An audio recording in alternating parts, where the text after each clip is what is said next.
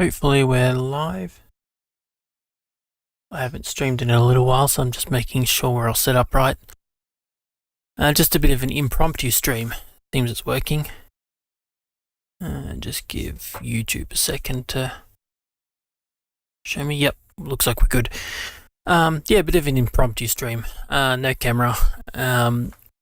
Last few weeks, I guess, I've been working on a media application for a company that's employed me to consult for them. And I've ended up basically throwing out tons of their... Well, not throwing out, sorry. They've actually told me I can rewrite from scratch a .NET application and re-implement it in C. And during the progress of that application, I have basically been messing around with a few ideas, and I'd like to rewrite some of them here, basically to share the information, but also sort of to do it in a cleaner way that I can reuse later for other things that isn't tied to this project. So we're actually going to re-implement the concepts from scratch here, which keeps them in the, I guess, public domain more so than a commercial project. It can't be tied back to the work I'm being paid to do directly, so there's no question here. What I've already done so far, I've just thrown together an example C project. There's no code in here yet, just a few basic framework, int main. We've got memory C, which just has our include into memory, and memory H, which has nothing in there but a basic defines. So what I want to do is build from the very basics here and build a ref counting memory layer. Obviously all in pure C. We're working C99 under Linux, so got GNU sources enabled and so on, so we're not sort of limited by anything. Just have a bit of fun.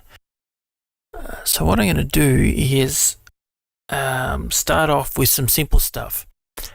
Memory allocation. It's something that scares a lot of people.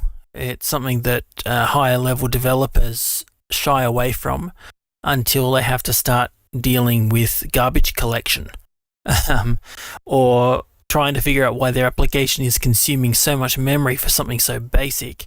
And that was the position my client was in when they found that their application, while basically is a glorified music player, was consuming over a gigabyte of memory, and then running the system out of memory and crashing out when, it was doing something so simple. And what it came down to is basically trying to integrate with external C libraries from a .NET application under Linux. Absolute mess from the get-go. Fixable, basically by rewriting things, but it was suboptimal, whereas what we've got now is only using like 180, 190 meg of memory to do everything their application was doing, and is rock solid. So what we're going to do here is look at some memory allocation stuff. Sounds boring, but if you've only messed around with high-level languages, then it might be of interest to some people. So what I'm going to do is I'm going to define a type. Basically, I want to create several APIs, one for ref-counted memory objects. If you're unsure as to what ref counting is, reference counting, it's basically we allocate some memory and we store a bit of information along with that memory, which is how many places in the application are referring to it. And until everyone says, I'm finished with this memory, it doesn't free the memory. So it can exist for a long time and persist and doesn't cause things to crash out. I also want to implement memory pools and dynamic memory pools, which allow us to do things like have structures in memory that are all contiguously allocated in an efficient way that grows efficiently, but also can tie into the ref counting stuff. So we want to sort of integrate all of these features as optional all over the place, but we also need a basic allocator that just wraps literally malloc and calloc and free. So we're going to define a basic struct to do that. We're going to type def everything, because I like to type def things. And we're just going to call this memory allocator. So this is going to contain some function pointers that basically emulate alloc, malloc free. We don't actually need calloc because, yeah, this is the base allocation stuff. Yeah, so there's just a couple of function pointers. So we'll have void star, like returns a void pointer. It's a function pointer to say, I guess, alloc. And this will have size under t. We're going to need to bring in a header for that. Size under t size. Not signed. We just want size, not signed size. Yeah. And void star. No, a return free. Alright, so that's our basic struct. We're also going to define a external for the basic allocator.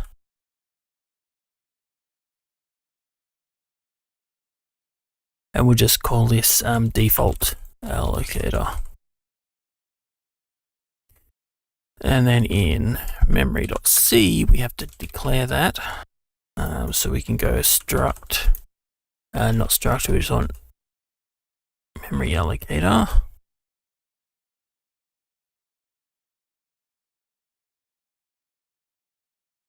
And we need to define our functions.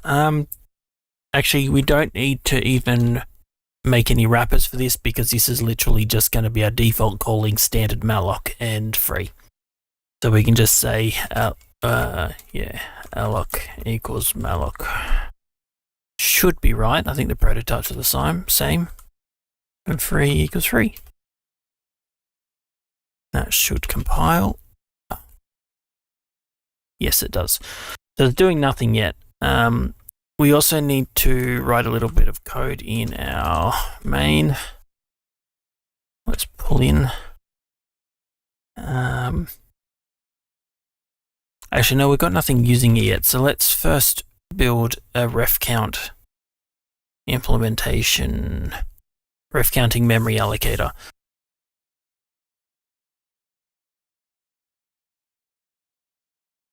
No, wrong place. We want to look at source. We're going to make a new file. We'll call this, I guess, ref count.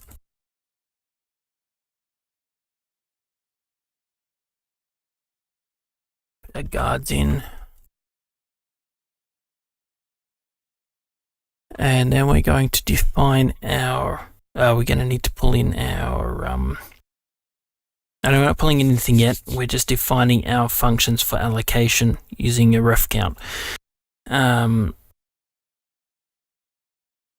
Yeah, we'll pull in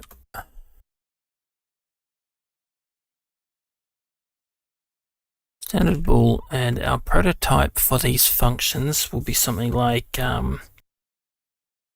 bool ref count alloc and size underscore t. We'll make this, come on. Pull in the header, please. No. No. Ah, for goodness sake. I've installed a new plugin to do code completion. I'm still getting used to it. I think it's like You Complete Me. I've never actually used it before yesterday, so forgive me for the odd mistake here and there with it.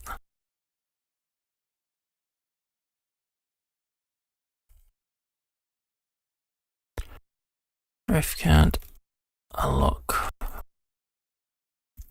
size. Why am I not getting the standard list? Is that going to give it to me? No.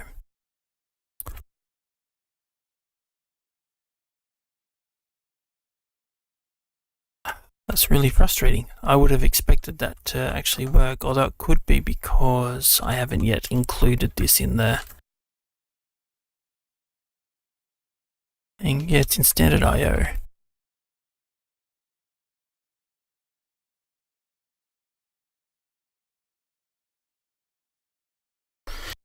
Anyway, the size of our allocation.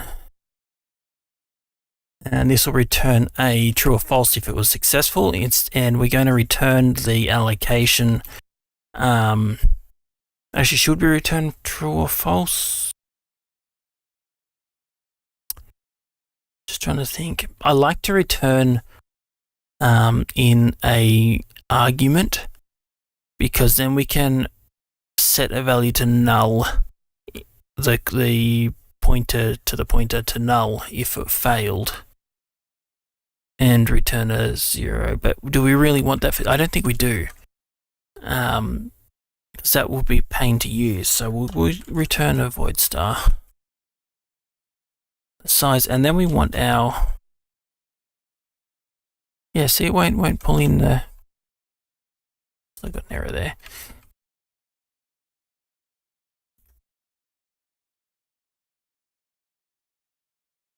Now will it let me? Memory allocator.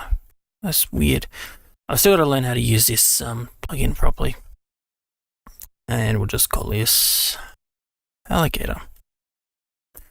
So when you allocate memory, you tell it what allocator you want it to use. So it could be our default allocator. We could also make a default one, I guess, but I want to encourage its explicit usage. So we'll do that. Ref count 3, and this will be void star pointer, and we also want a ref count get. Let's document these. Allocates a block of ref counted or reference counted memory using the provided allocator. This guy frees a block of reference counted memory if the reference count reaches 0. If pointer is null, is a no operation. So you can call this with a null value and it won't do anything. And we want this one. This is returns the provided pointer after incrementing the reference count to the memory. Okay, let's implement these.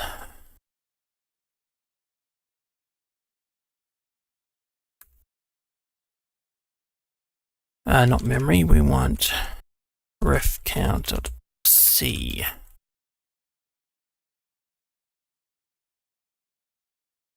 Don't need the comments.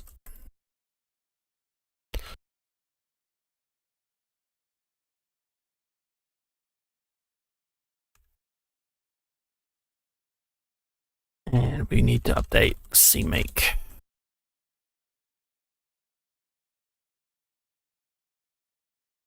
Okay, so the allocation. We need a, because we've got to return a void star so we're compatible with everything. But we need to somehow keep track of the reference count as well. So what we need to do is allocate the requested size plus enough room for a header that goes before it that contains our extra information.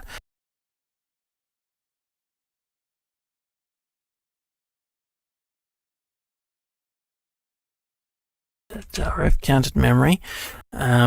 We're going to have our reference count. We want to keep this as a system defined size so that it's fast for access. So we'll again use size underscore t because that's the default architecture size. If you're wondering before why I didn't use s size underscore t, that's signed. It means you can go negatives, whereas we don't care about negatives here. We only want to ever see 0 or positive. So this will be the count, and then we're going to want the pointer itself, which is not void star. It's got to be, it's the easiest way to do this. Could make it a char. I don't like using char. I like to be explicit.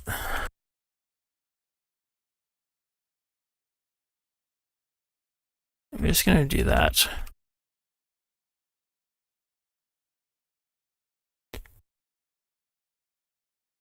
It's just wanting me the headers, yeah, not used directly. But it is because we're doing this, and let me see what it actually wants us to use. That's annoying.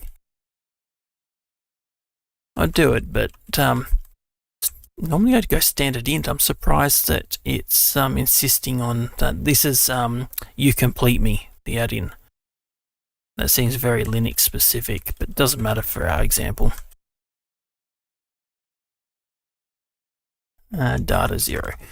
This is valid, at least in C99. I'm not sure about C89, but C99 it is. It basically says there's a member here, but it's 0 in size, and we can use it to reference our code without doing anything janky. So now what we can do is allocate that. Ref count memory equals allocator. This should be a pointer.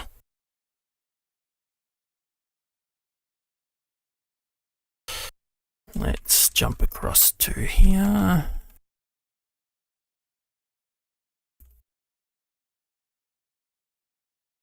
Yeah, and it should be const.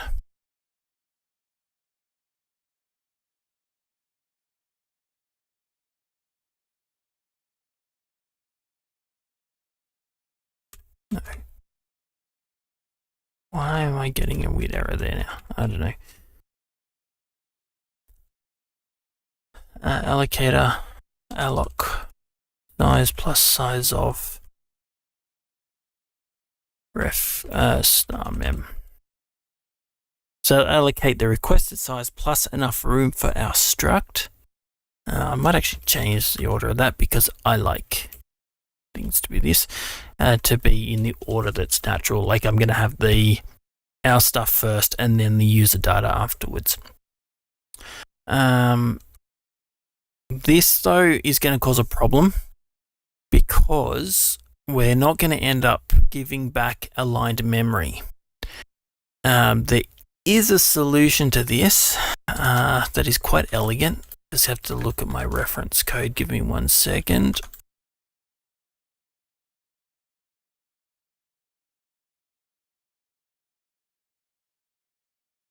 Yeah, using the offset of,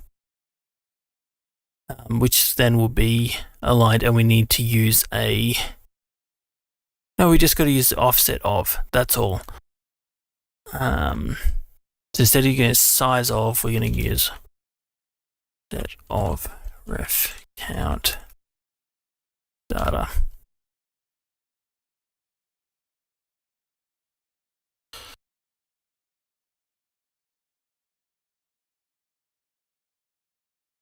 Yeah, that'll be more reliable.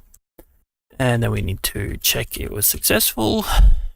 Always check for memory allocation failures. We're not doing anything but returning null. Initialize the count to 0 and return the memory data. So that's all it's needed for allocation. On free, it's very similar. We're just not allocating. We also need to store what the allocator was.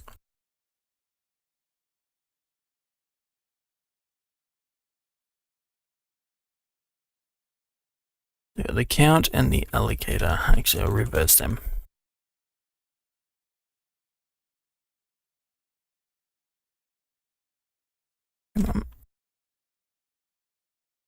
So we'll need it later when we go to free it. We could actually just store the free function alone, but this, and that might save us a pointer dereference, but that's no big deal. So this is going to be the address of pointer. So we need to make pointer AU in 8T. Pointer.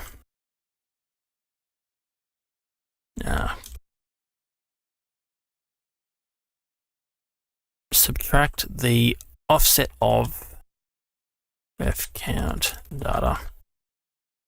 So we can back up to the beginning of our struct to get access to it.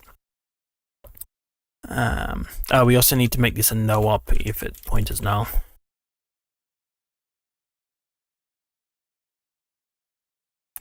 Alright, so that if mem count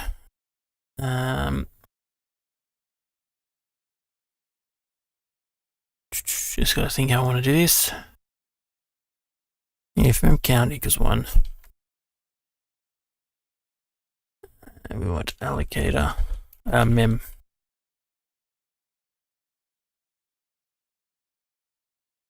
free memory.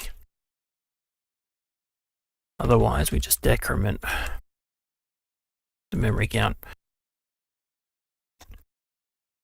Hope that makes sense. So basically, up here, we're going to allocate the memory using the allocator provided, which we're just going to use the default malloc. We're going to initialize the allocator member to the allocator in use. We're going to set our initial reference count to 0. Actually, that's wrong. Our initial reference count will be 1 because we just created it and passed it back to the application. There's 1 reference to it. Then we're going to, on a free, we're going to back up to the position of that. We're going to need to typecast that.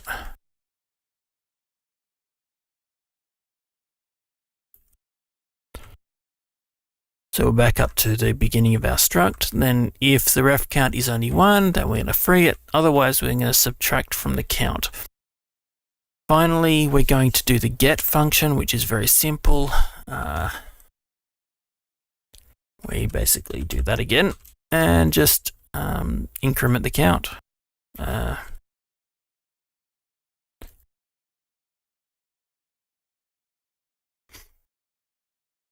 That's it. So that's ref counted memory in a nutshell. Malloc undefined in memory C. Because malloc is in standard lib.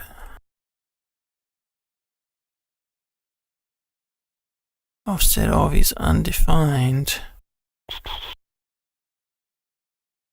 I thought that was a compiler directive. Let me just look that up.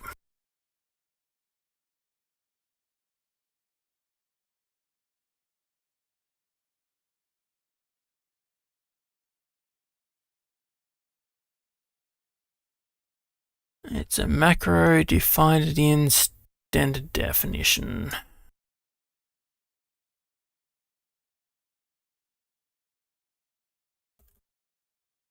There we go.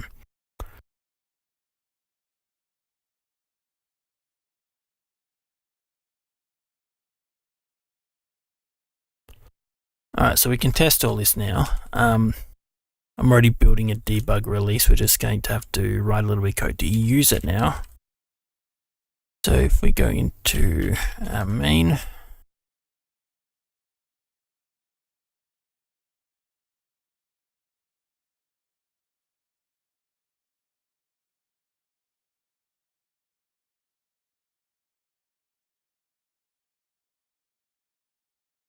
oops, don't want to change my window size, or my text size. The entire point of that is so that you guys can see it. Let's say allocate 100 bytes and we're going to use the default allocator. It's got to be an address of default allocator. And then we should go ref count get test, which we don't need to get the result of. And to test our free, we're going to free it twice.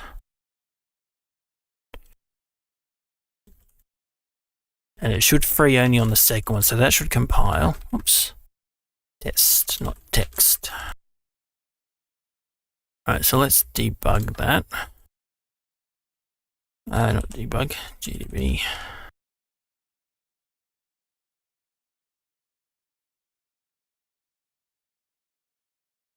So the allocation, we've allocated the memory, which looks good. And we return the address. So test is the address of the structured data inside that structure we allocated a minute ago. So now if we call get and print out what we got there, if count is pointing to I didn't print out the address before, but that should be fine. Yeah, so the allocator is now set to default allocator. The count is 1. And we're going to increment the count and return the address.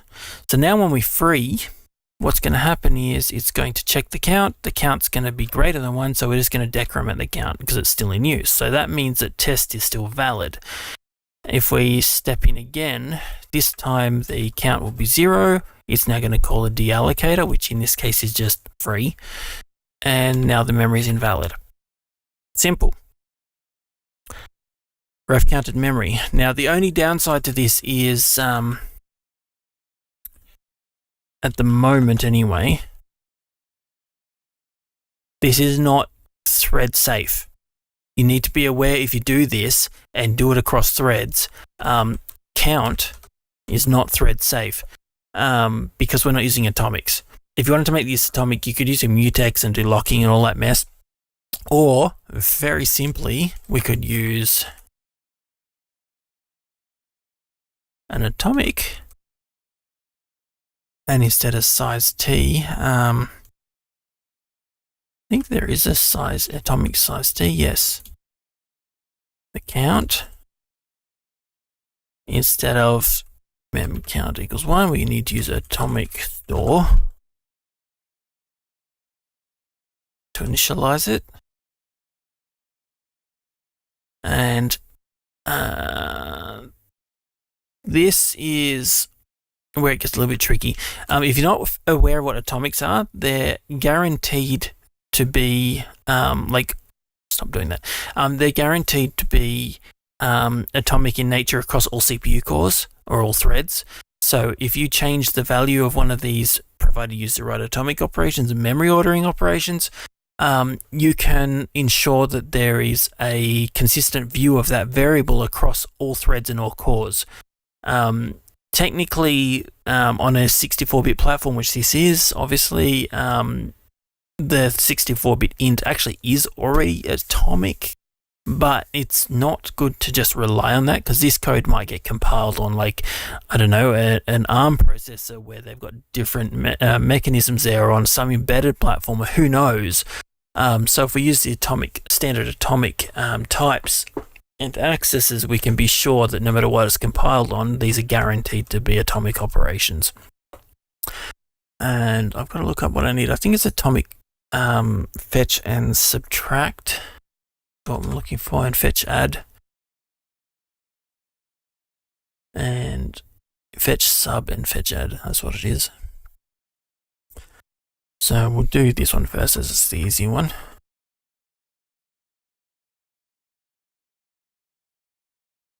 I'm going to add 1 to count. That should compile still. Clang will actually compile, will complain bitterly if you access atomics without using the atomic methods. GCC doesn't. It's happy to continue anyway, even though it's technically wrong.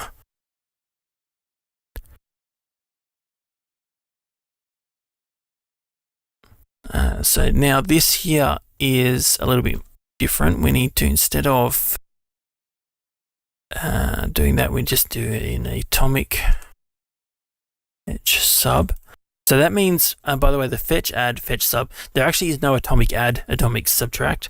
There's only atomic fetch add, atomic fetch sub, which returns the current value of the atomic before it does the subtract or add operation.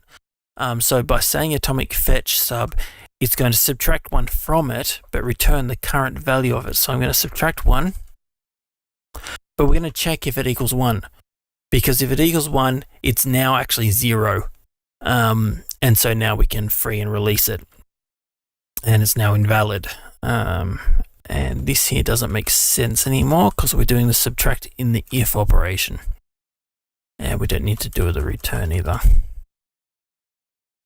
So this should be thread safe now. What's wrong here?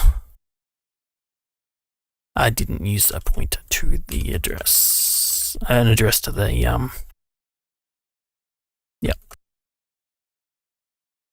So let's debug that just to be sure we haven't broken anything.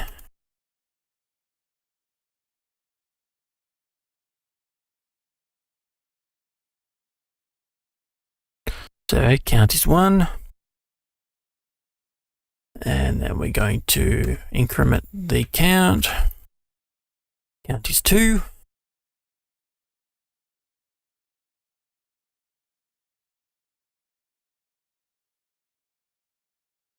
Count is still 2, so now count is going to be 1 and we didn't free. And then we do this again and we did free. Done. So now that's a thread safe reference counting allocator. Sweet. And the reason why I wanted this allocator is because we can do some cool stuff, like I want to make it that we can allocate from a memory pool, for example. And if you're not sure what a memory pool is, basically memory allocation under, or any operating system really, but at least I understand Linux a bit better. I'm not so sure as the underlying operations that Windows does, or even OS X. I've got no clue. It's probably POSIX based for you. OS X is probably similar. But at least under Linux, what happens is when you allocate memory, if it's under 128K in size, glibc will actually choose a pool of a certain size. It's got various pools for different allocation sizes to allocate from. So if you want, say, 10 bytes, it might allocate from a pool that allows allocations up to 32 bytes or whatever, and puts it into that list. If you allocate, say, I don't know, 512 bytes, there might be a pool for allocations of up to 5, like between, say, I don't know, 384 bytes and 512 bytes. I might put it into that pool, who knows. But all of those allocations come from the program memory break. So when your application says, I would like some more memory, what happens is, if it's under that 128K range and it's going to put in a pool, it's going to adjust the program break by calling the SBRK syscall, and the kernel will give your application some more memory. But you can't give that memory back until your application terminates. And that can be a problem because if you're, say, doing tons of tiny allocations and filling up those pools and they get bigger and bigger and bigger, you will run the system out of memory even if you're giving them back because of memory fragmentation. It becomes difficult to track down what's going on. So you technically have a memory leak through memory fragmentation. If you start doing allocations that are over 120 or equal to or over 128K, you can actually adjust that. There's a library call to adjust that. I think it's like mpool or something, or a malloc opt. I can't remember, something like that. But there's basically a malloc call you can make to change the defaults. But the default's 128 kilobytes. If it's 128K or larger, what it actually does, it creates a memory mapping, anonymous memory mapping using mmap. The benefit to that is when you are finished with it and free it, you can actually unmap that memory mapping, and that gives it back to the operating system. It's got more overhead in the setup for that, but the fact that we can release it back to the OS is really handy. So what we can do is take advantage of that ourselves, forget the whole malloc generates 128K and does it memmaps. We can do it ourselves and allocate a pool of, say, several megabytes in size for a specific type of struct, and manually allocate from our own memory mapping directly, which is far more efficient. And if we need to resize and create more space, we just create another memory mapping. If we need to shrink the buffers and the memory map is now free, we just unmap it, and it gives all the memory back, and there's no fragmentation issues. It's something that a lot of developers don't understand, and it's not an issue really until you start to hit platforms like single board computers with low memory. So 256 meg of memory or maybe even 512 meg of memory. You don't have to worry too much about these things when you're on a desktop PC that has gigabytes of memory. It's something you rarely hit. Anyway, so that's our ref counting done. Let's create a memory pool.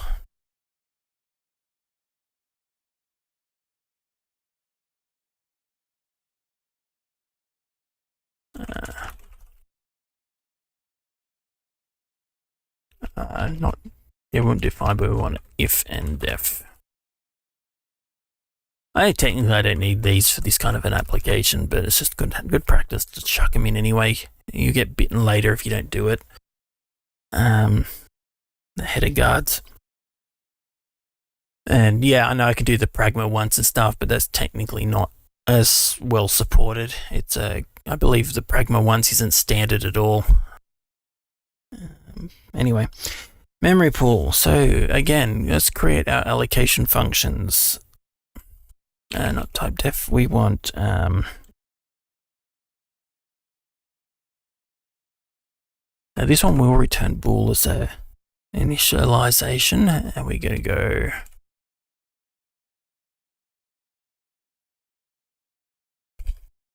My preferred method of naming functions in a C application is sort of a mix of camel case and I suppose you'd call it classic with underscores. I actually use the first half of my format. This is a personal preference, but my first half is going to be like the module, in this case memory pool, and the second half is the function. But the first and second half say create array. It's camel case. This is a style I developed on the Looking Glass project, and it's served me well on several other projects since. I actually quite like this. It makes logical sense to me. Again, it's a personal thing, personal preference, but it keeps the program logical, at least in my mind. All right, so we're going to create a memory pool. Memory pools are going to have static sized items in them and a static number of items in them in each pool before it needs to allocate more items. So we're going to create a memory pool. We need a type for it, but we're going to go memory pool. This is going to be the instance.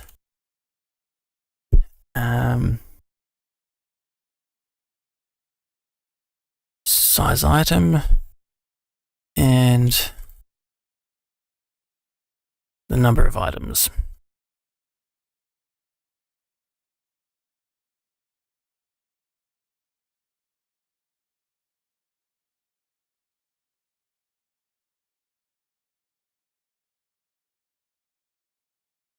If you're wondering, I'm doing this pointer, pointer to a pointer. It's so we can set that value and also null it out later.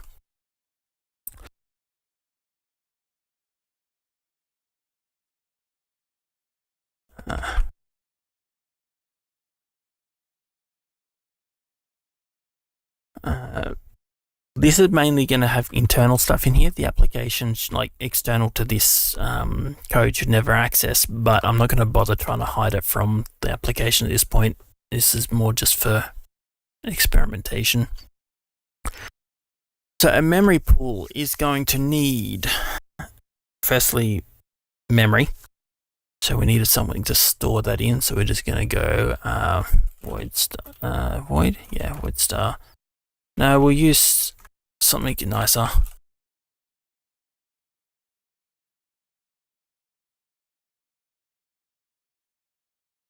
Stand in uint 8 pools.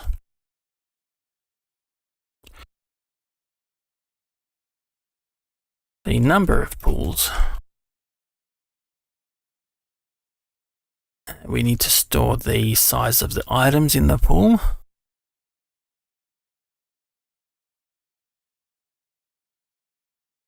Number of pools, size of the items. We also need to store the the memory in use in the pool. Because this is basically like almost like a linear allocator, except for we can free and reuse items in it. So we need to track what memory is in use in the pool. Probably the most efficient way to do that would be with a series of bit field, like a bitmap. Oh, that was loud.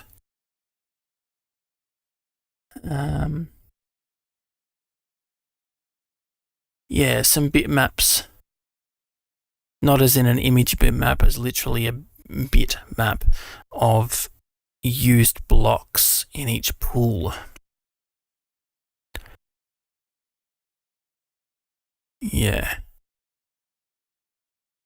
Alright, so for now, let's just do a uint64. The 64 bits per pool, which would allow us to have 64 blocks in a pool. We've got a problem here. This should only be a single pool. Like that. And then the allocated blocks inside that pool. I'm trying to avoid memory allocations as much as possible from the OS. So this array of used values is going to be, we also want this used. Sorry, I'll explain in a second. Let's go 1024. So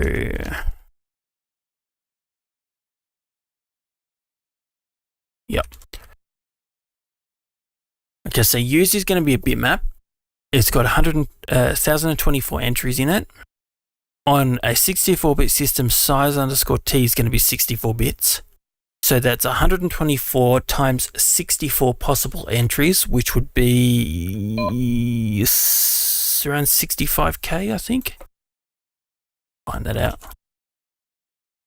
64 times 1024. Yeah, 65k. So 65,000 possible items in the pool would be the limit, absolute limit. So NB items can't be bigger than 65k. We'll create some checks in the actual implementation to ensure that doesn't happen. Let's document this.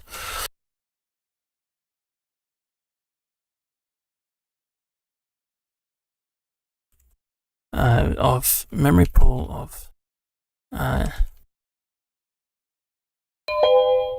for goodness sake, let me close that. It's actually a monitoring thing I've got for servers I'm keeping an eye on at the moment. Create a memory pool of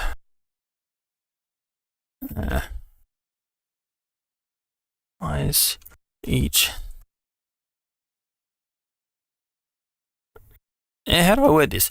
Create a memory pool that has NB items capacity with each item.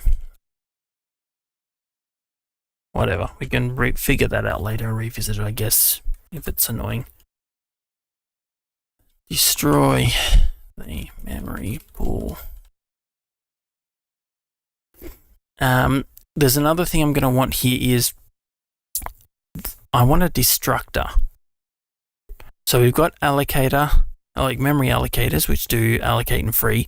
I also want a destructor because complex types might have members in them that need destructing, or complex logic that happens when they destruct.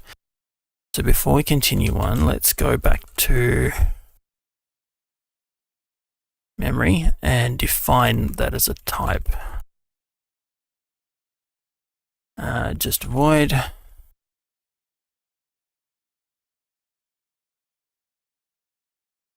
Simple void star.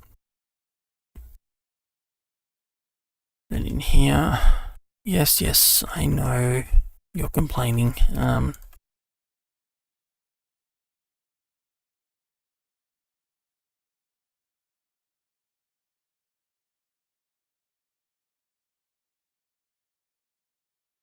Come on.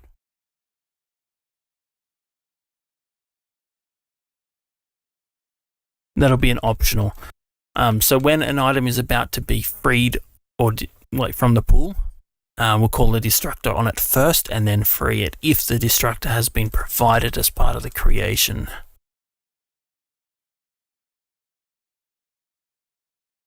And allocator doesn't apply here because we are the allocator.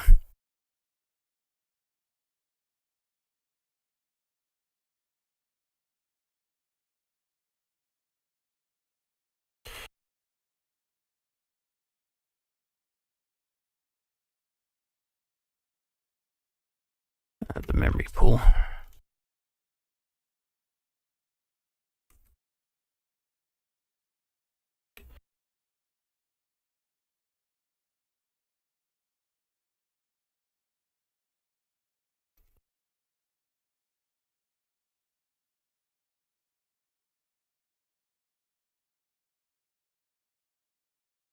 Up to a maximum of,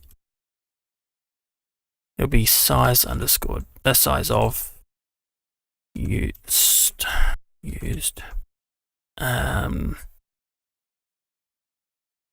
times 8. No. Yeah, size of used times 8 times 1.24.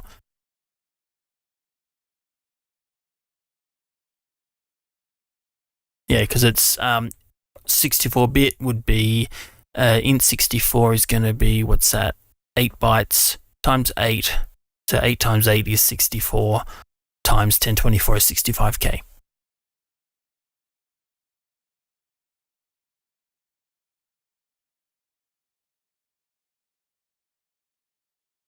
Number. I've got them backwards. This should be the items. Oops. Should be size of each item in the pool.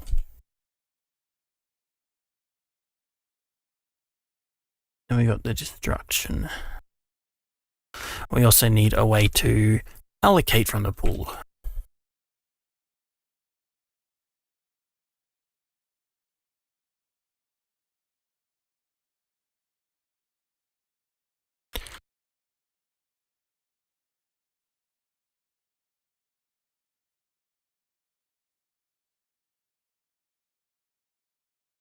We don't need to provide any arguments to this because the item is, it's a fixed size. So it doesn't make sense to provide any arguments other than just have an alloc and free an item from the memory pool, a free item back, or free an item in the pool, I guess.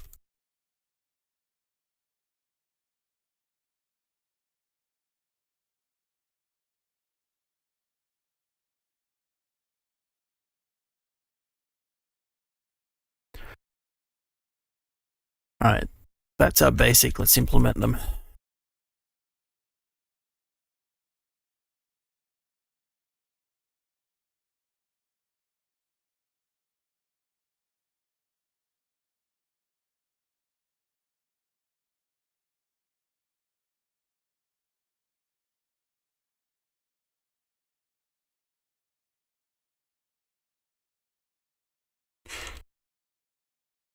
Add to the build.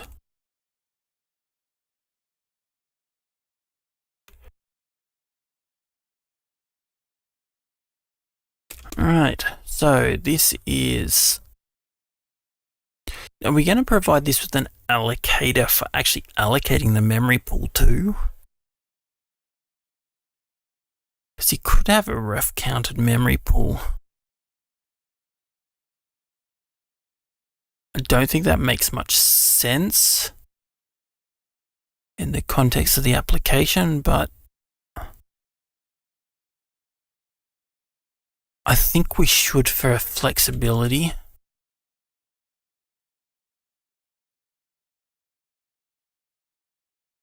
Should be a const. pointer. Oops. Don't want Vim help.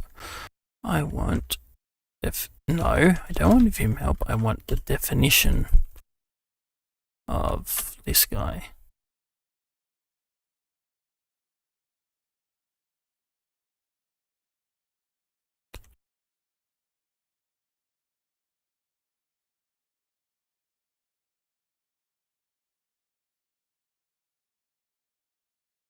I also left out the destructor.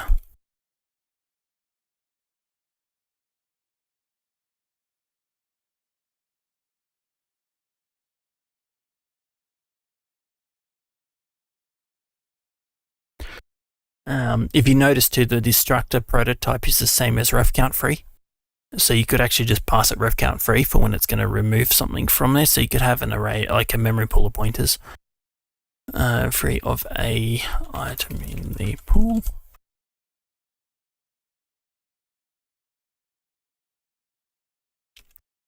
Indent these. I like things to be aligned. And the allocator to use for allocation of the memory pool.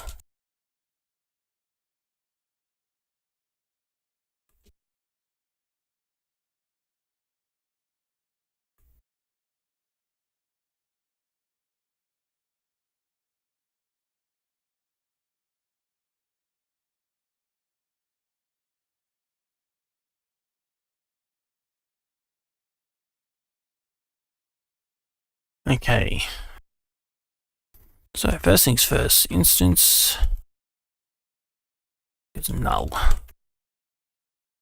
That way, if we return an error due to fail to allocate memory or whatever, the value that the caller passed in will be nulled out, which means if they try to use it or they pass it to destroy, which they could do safely, we can have in here if equals null return. It would be safe to call destroy on the null pointer. It's a good access pattern to do that, so that it's there's a name for that. I can't think what it is. Basically, where you can call a function repeatedly and it doesn't actually change the outcome. Idempotent, that's the word. It's an idempotent function.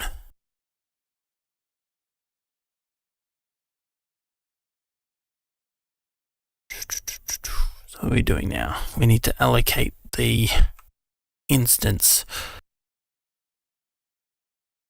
Actually, I'm going to change the structure of this guy. Instead of this being a pointer to the pool, it's going to be the pool itself. Like, it's going to be part of this structure. So we're not doing two memory allocations. We want to allocate all of this information plus the data for the pool all at once. So now we can go memory pool. Pool equals allocator. Size of pool. Plus the number of items times the item size. So size item times NB items.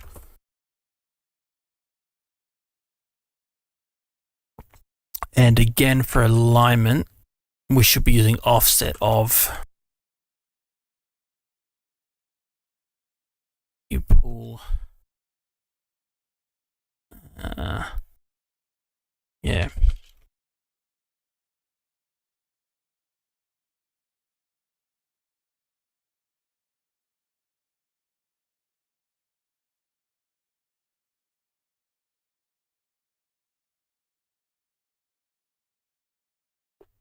Yep.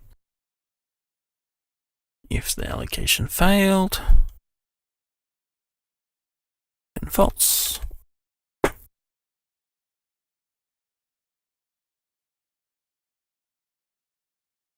So that's not happy because we didn't bring in standard def.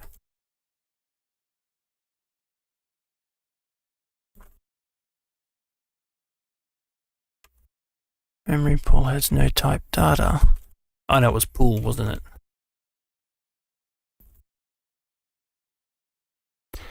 Alright, but it's happy now. We just got an error down below.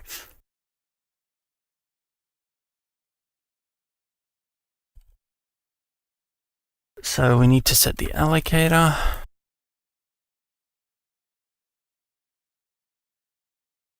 The destructor.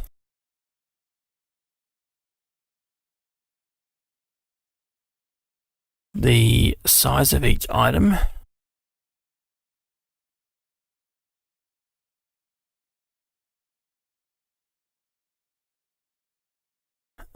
We do need to set items too. We need to add that to the struct.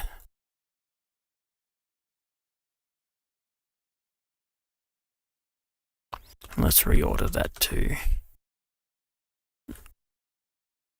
Let's jump across here.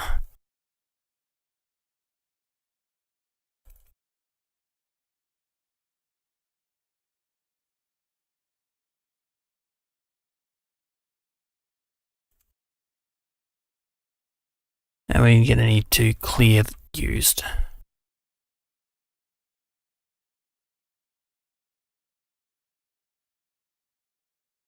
Yeah, so let's reorder that to our argument list order.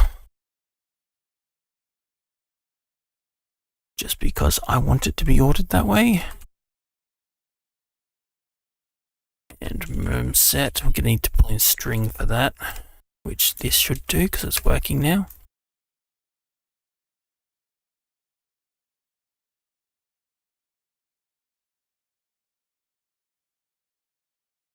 Because nothing's used. And that's still correct. We also need to return it.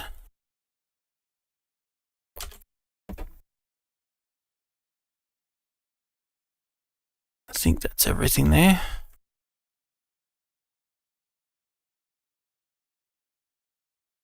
Alright, for destroy, we need to do the same thing, but we're actually going to probably put some checks in here to see if everything's been freed before we destroy and like print a warning or something. But for the moment, this is very simple. It's just memory pool.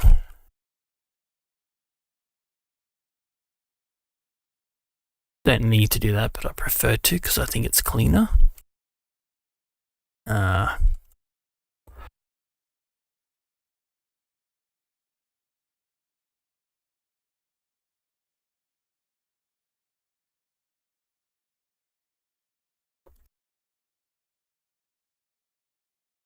Just happy still, which is good. Now allocation, we're going to need to go back to destroy. There's a few things we've got to sort there, like the destructor and stuff.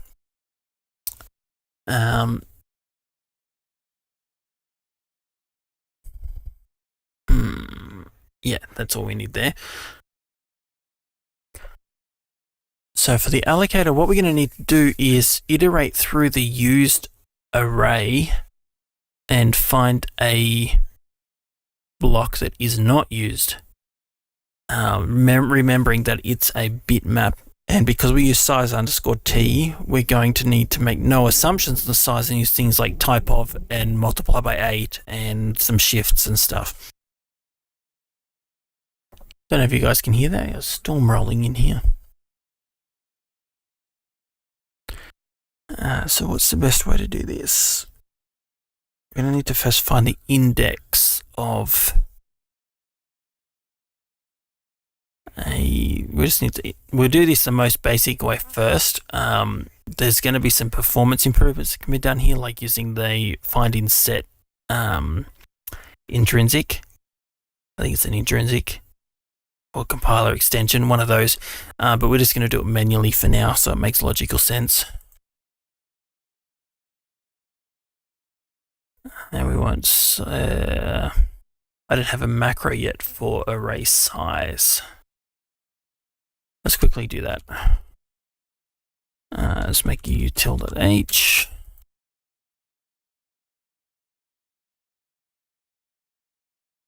Not include.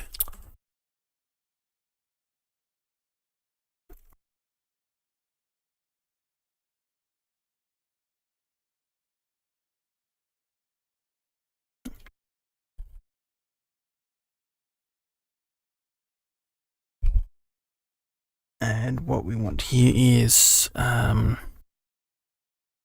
of x divided by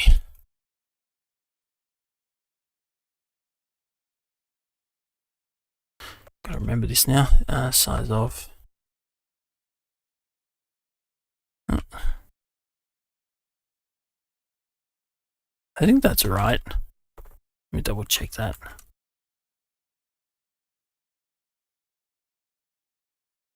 Just quite often just copy between things.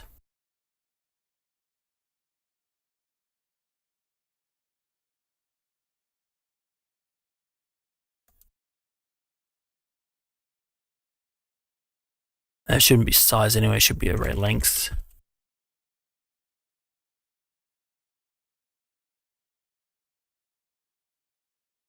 Don't need those brackets because it's already going to be in a pair, and I need those ones to make sure our type's correct. Yeah, that's right. Just a simple helper macro so you don't pollute your code with mess everywhere.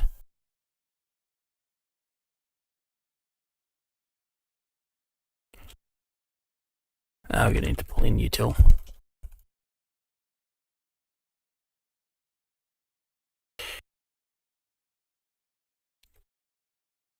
Array size pool used. And now we're going to need to test all the bits in it to find the first free one. So we're going to need to do another loop. And signed B for bit is 0. B is less than size of the type, which is size of dereferenced entry times 8. So that means if it's 8 long, it's 8 times 8, so that's 64 bits. If it's 32 bits, that's 4 bytes. 4 times 8 is going to be 32 bits. So that's right. And now we need to test each bit.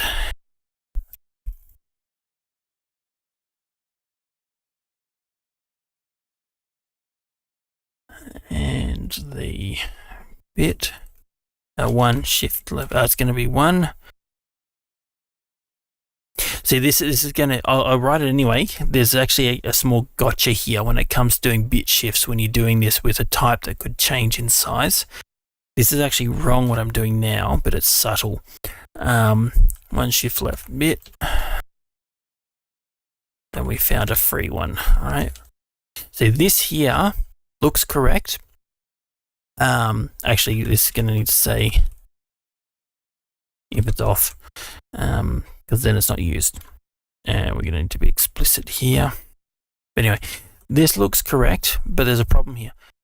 This here, by the compiler, is going to become probably an int, maybe or maybe even a byte.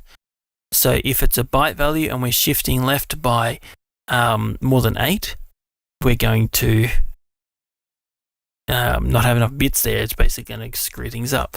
So the way to get around this is we can use type of, and typecast it like this. I don't think we need any other brackets. We'll just put them around to be explicit. I think that's right. Array size, it's array length.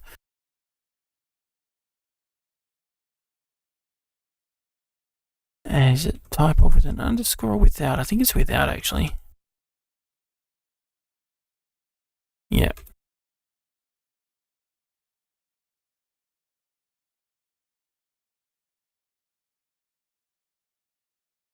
Array constant. What's going on there?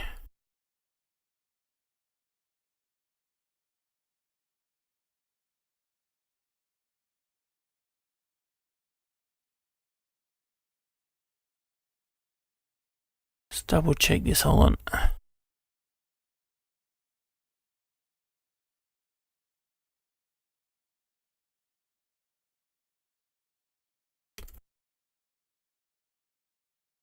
This type of that we want.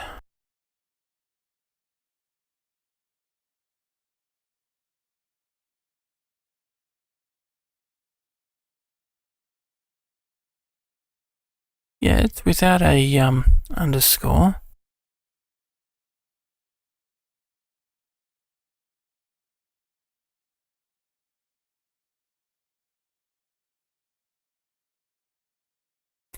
I thought you could cast an int like this. Like the other workaround would be just to go like 1 ULL for unsigned long long. But that will force it to always be 64 bits.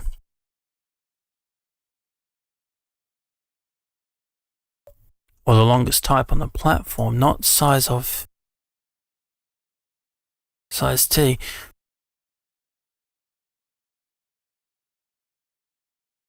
I know. Const. Let's copy that.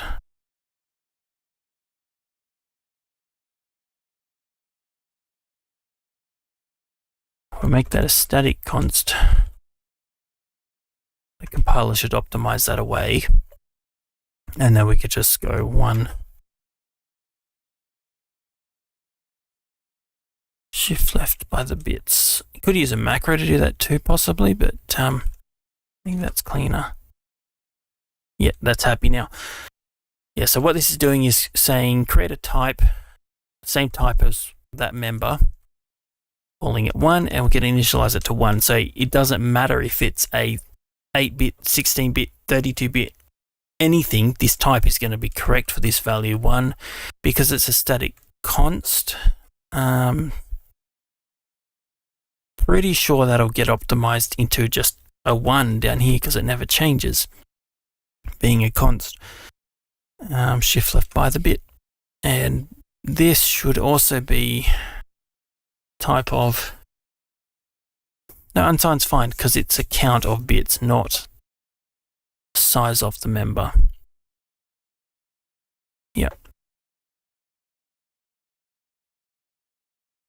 Yep, so if we get here, we actually have a free index. So we can then mark it as used.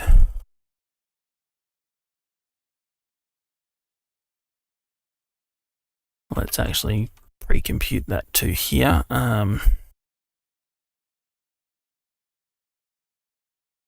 No, we won't. That'll make things more messy. So we just turn that bit on in that entry, and we can then go return the pool. You know what, we're going to rename. Sorry if I'm jumping all over the place here, this to data. That means we're going to offset of data. So I don't want to say pool. That'll be confusing. Pool data, and we want to say the offset of where we are. So that'll be I times the size of the pool times 8. So this, the size of an element in that used array times 8.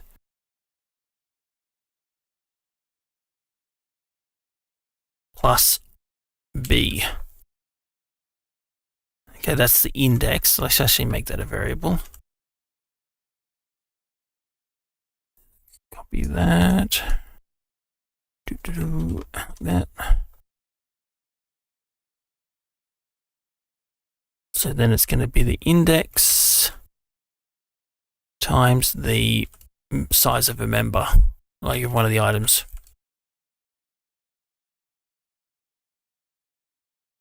And the address of that. Yep. And if we get to here, we're out of memory.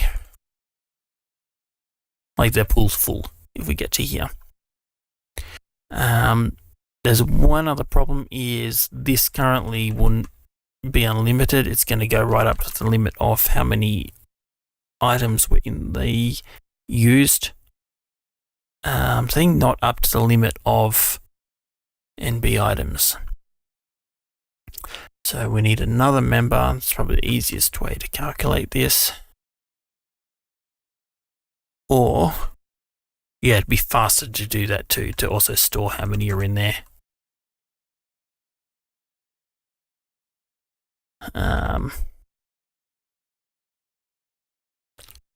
Just MB used.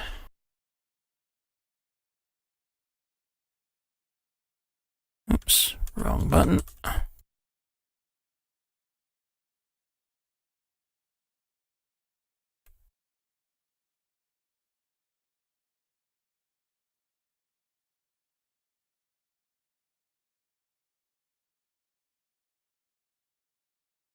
So if it's full, return null. We won't even do any of that checking. No need to.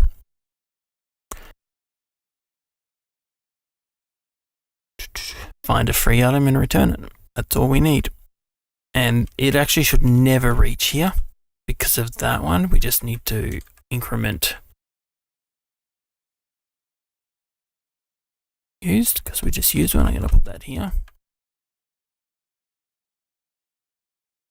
And we need to initialize that here too.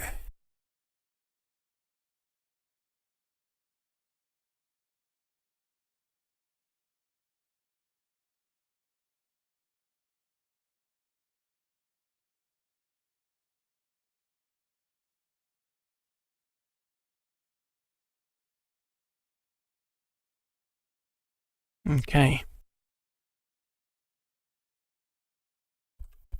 So freeing one is much simpler. We basically just need to calculate the index into the pool and verify the pointer we're being passed is actually in our pool. So a few basic checks first. If the pointer is actually, we'll typecast this first.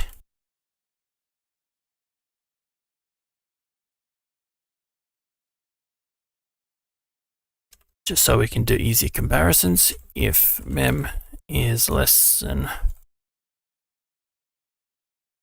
it's less than the data, or mem is greater than equal, make greater or equal to, no, greater than pool data times pool number of items can contain times the size of an item.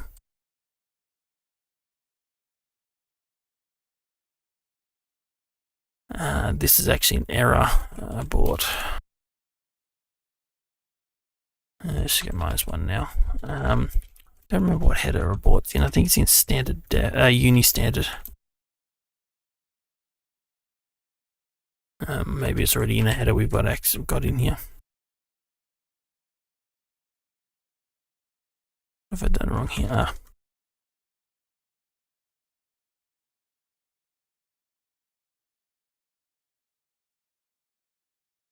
From there too.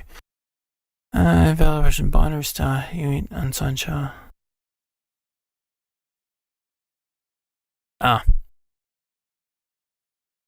Bullet data plus the number of items times their size. So the end of the memory we have allocated.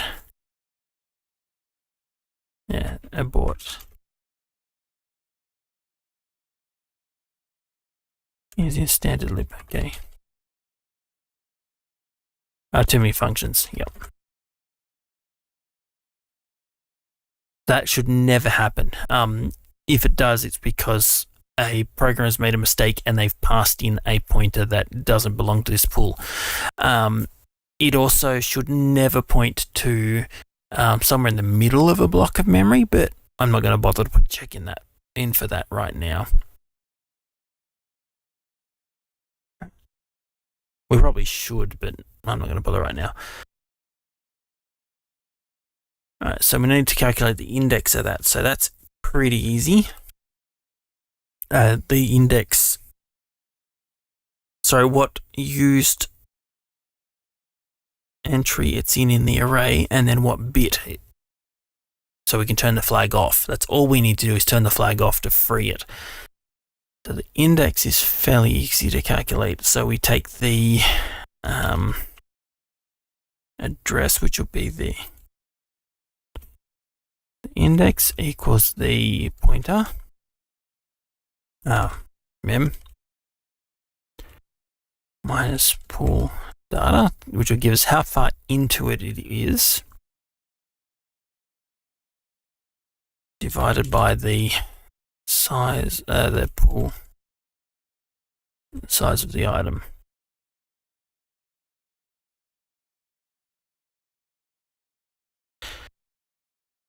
And then to get the entry in the used array,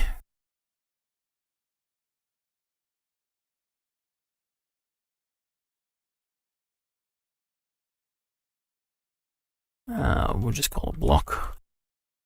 Just index the modulus of the remainder, using the modulo operator.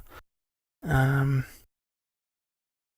that'll be the bit, so we want the index divided by the size of one of these times 8. Let's be explicit in order of operation just in case. And the bit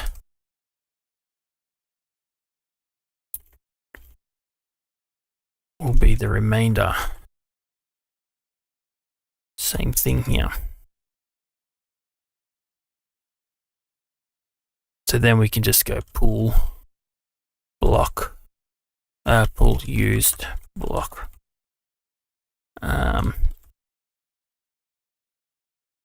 Bit.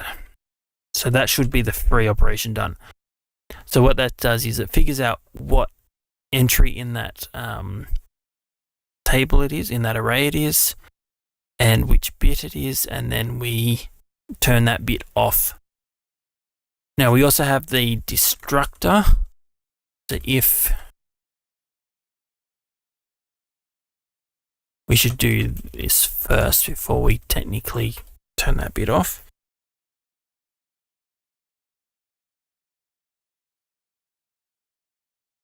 Call the destructor on the pointer.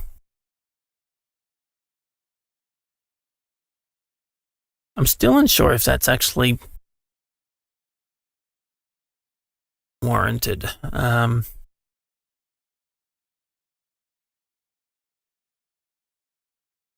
Yeah, we'll keep it there. So if there is a destructor, we'll call it to allow it to destroy any members of that memory. So let's test this.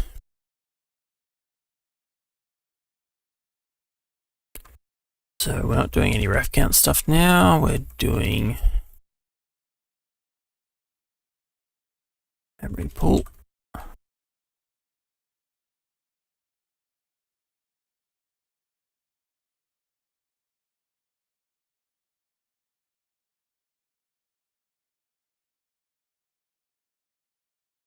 And we're going to have, let's say, 10 items. Each item is going to be, say, 100 bytes in size. I've got the other way around. 100 bytes in size, 10 items, no destructor, and the default allocator.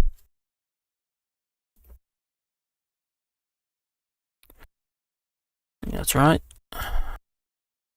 It's got to be a pointer or an address of that fellow.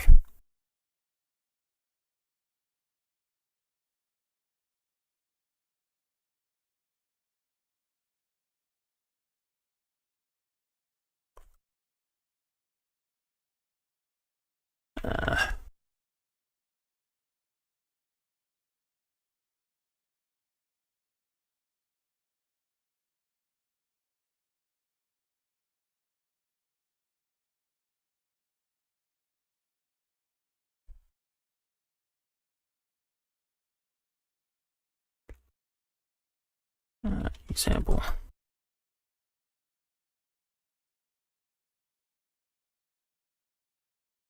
All right, so this is going to create the pool. So we allocated, successfully initialized memset. Let's have a look. Make sure we got everything. Yep. Items 100, 10 items, 0 used, and the used array is empty, or all zeros, and data is allocated. Return the instance. Now we're going to allocate from it. So we're going to iterate through bit 0, increment used, and we're going to look at the pull before return. We should see the used. We're seeing the first entry, and that's got the 1 set because the first bit's turned on now. And then the free, check if it's within range, which it is. Index is 0, block should be 0, and bit should be 0. Should be 0. No. Bit should be 1.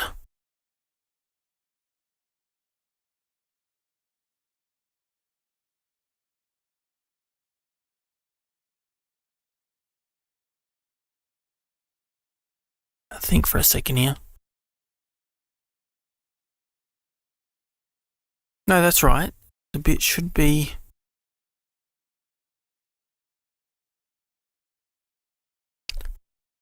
Yeah, I've done the free logic there's a little bit wrong.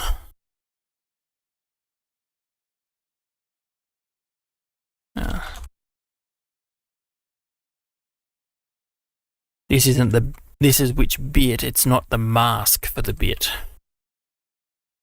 So we're going to need to do this again, type of the mask.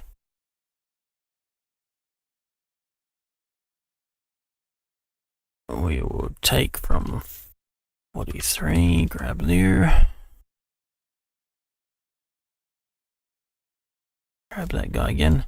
That's 1 shift left bit, and then this is the mask. And we can also do a test here while we're at it to make sure it's not a double free.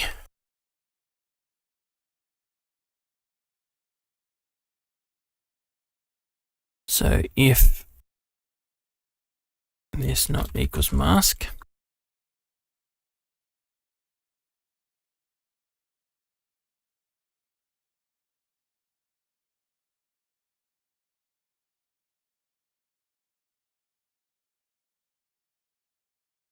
is that right?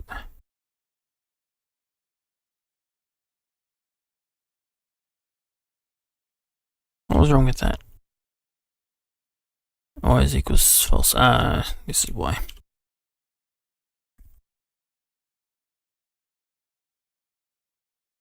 There we go.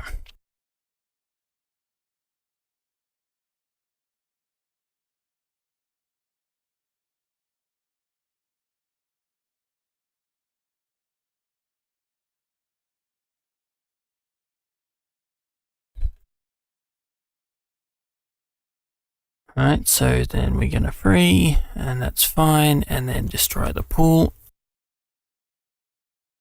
Okay, done. So that test isn't very good because we're not exercising anything really. We need to allocate at least 65 items so that we go into the next block, free them all, try a double free, exercise all the code paths there.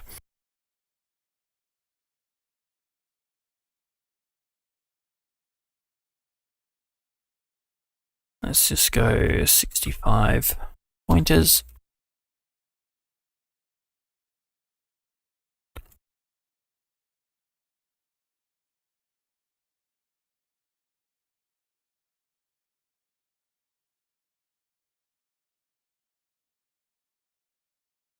Allocate them all, and then we're going to free them all, but we're going to free them in reverse.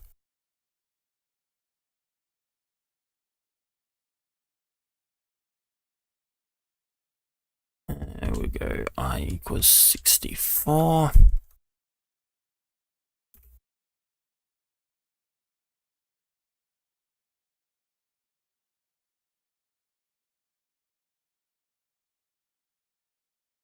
If you're wondering why I did the minus I here, I'm using an unsigned int. If we were to just go up here and go minus I, what would happen is we would loop through, we'd get to 0, and then we'd go minus I before this check happens, and would underflow and would be all of a sudden positive some enormous value. Max int 64 it would be.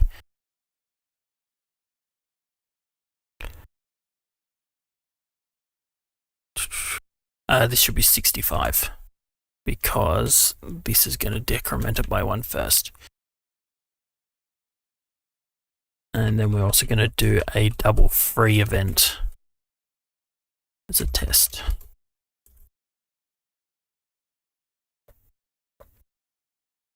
GDB.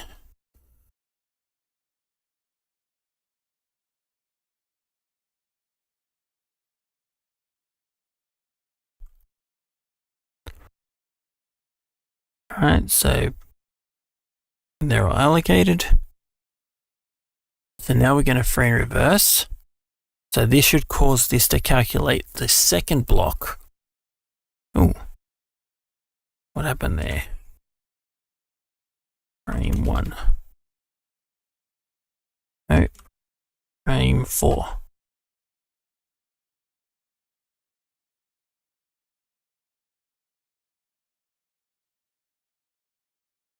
Why do we pass in a null?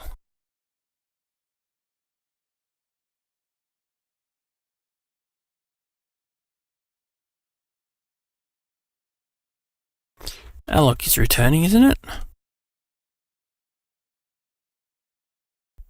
Yeah.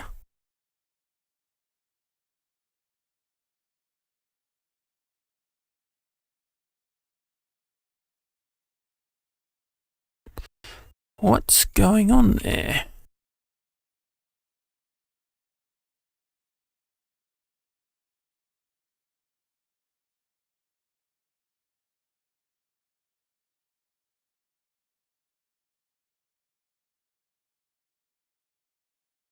Not debug. I normally have a few aliases for when I'm working on a project, set up like debug and run and a few other things. I'm in the habit of typing it now.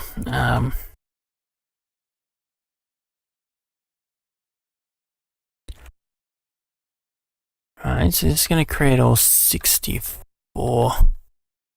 I'm not creating enough for the test. Oh, yes, we are 64 because 0 is the first index, so we're going to create 65. I think I know what's happening. Break cont 2I equals 64. Right, so this is the 64th one now. Yeah.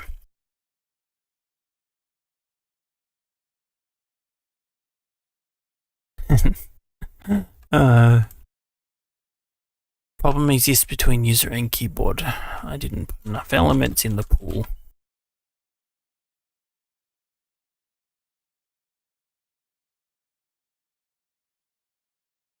Break on 14. Alright, so we got all our elements now. And pointer is now valid. Means we won't get an abort here. We actually do want to put a check in here to save point as null, then we don't need to do anything. So index should be, yep, block should be 1. Bit should be 0, which is right. And the mask should be 1, yeah, because it's 1 shift left 0. Alright, and on the next call, we should be block 0, but bit 63. Yep. And then we should be creating a mask, which would be huge. There is a way to print this binary, but I can't off the top of my head remember, but whatever that is correct, because there's 1 shift by the number of bits, which is 63. And we turn that bit off. And repeat. We're going to continue till here, and now this is going to be a double free. Alright, so this is correct that it's in the range. Alright, so it's the first entry. And you can see here pool use 0 is 0. Like it's already been freed, so this will detect the double free, which it does.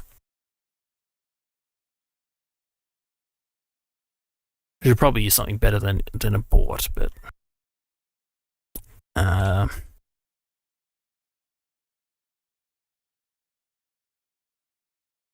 Yes. I just want to add a comment here. The in our pool. And also up here, if not, return.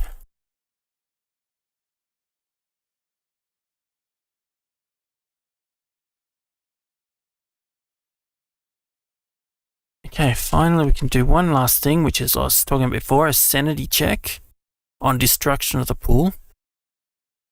Actually, not just a sanity check, we should actually make it free anything that still exists in itself, calling the destructor if it exists. So we basically need to replicate this. All of that.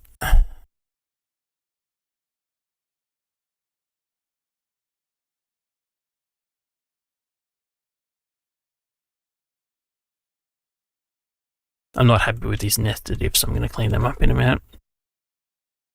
So we also need that one type def. Let's move you up here too so it's more obvious.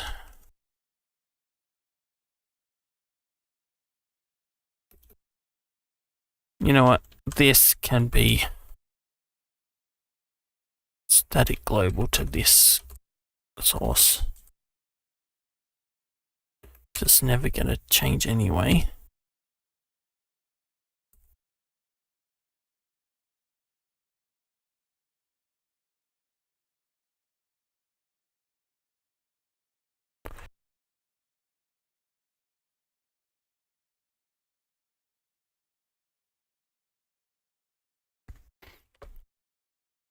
So this is if it's unused. I want to check if it's actually used.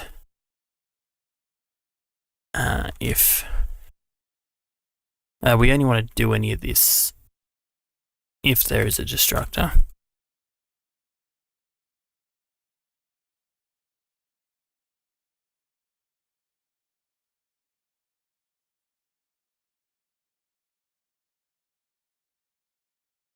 We want the index. No point rewriting all of this.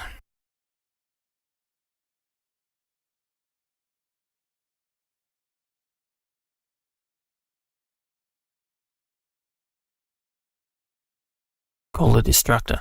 So basically, when the pool is destroyed, if there has been a destructor set for each element, iterate through, find all the used stuff, and call the destructor on them. And we can probably also do a slight improvement here. And there are used elements.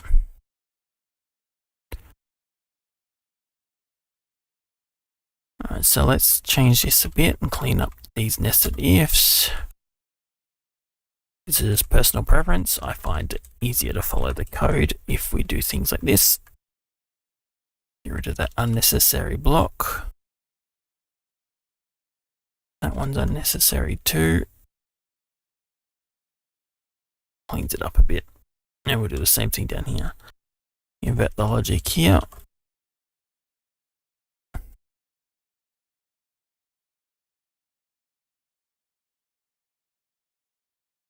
And get rid of that unnecessary block. There we go. What's wrong there? Oops.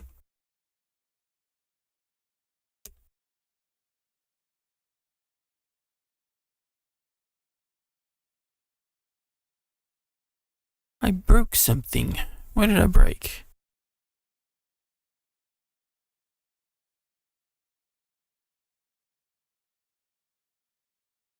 It's up here. Type of course.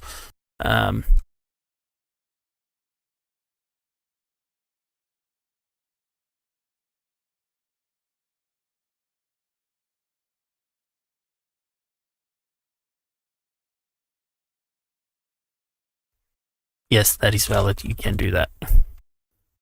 Enough brackets.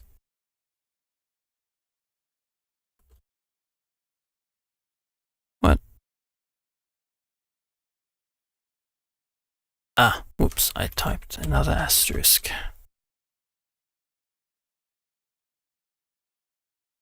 Why is that an invalid initializer?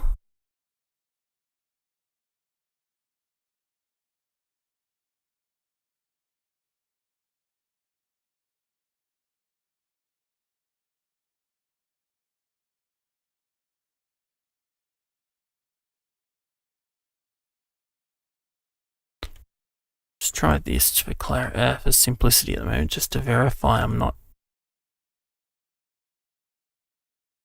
an idiot. Yeah, that's right. So I should be able to say, I know I could just do that, but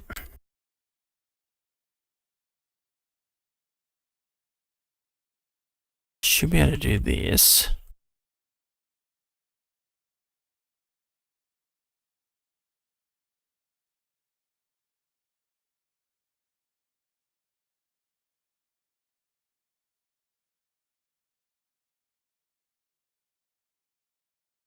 I can see what's wrong. That's an array, isn't it? So it's a type of element in that. There we go. And to make this a bit more sane. There we go. Okay.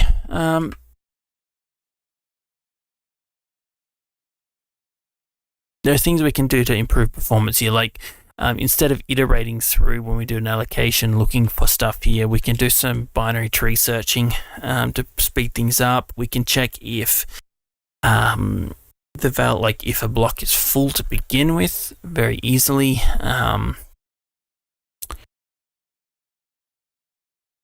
Yeah, I'm going to do it now. But yeah, we can check if it's full by just saying like if all 32 bits are turned on, which is max int 64, then we know that whole block's full, and just to advance on to the next one. Then you can do like if the left half is full by checking if the first 32 bits are turned on, are all turned on. You know the left is full, and only check the right 32 bits, and then you can do the same again. You can go, okay, if the left 16 bits or right 16 bits or left 8, right 8. And narrow it right down instead of having to loop 64 times to find an entry on each entry in that array. You could narrow it down to like total of 11-ish branches, because you'd have like several ifs for those binary tree checks, and then you'd have the final 8 loops to loop through the final 8 bits in the one byte you chose. You could go further, but I think you get it down probably 11 or so cycles. Branches would be reasonable there. But yeah, there we go. I'm going to finish up now, though. Just to recap quickly. So what we've built is, we'll start with a basic wrapper for memory allocation.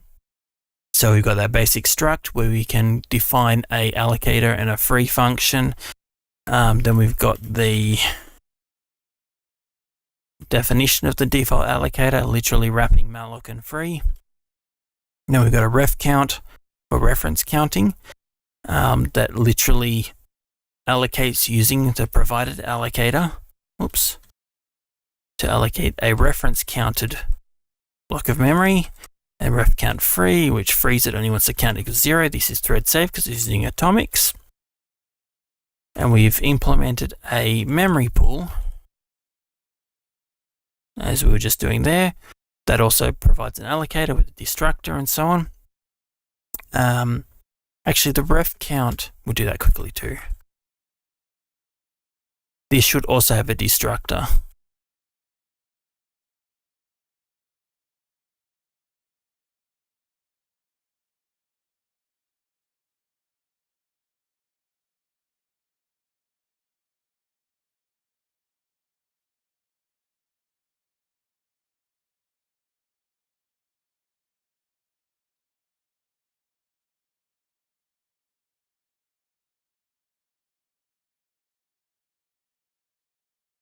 This way, when the it eventually does reach 0 before we free it.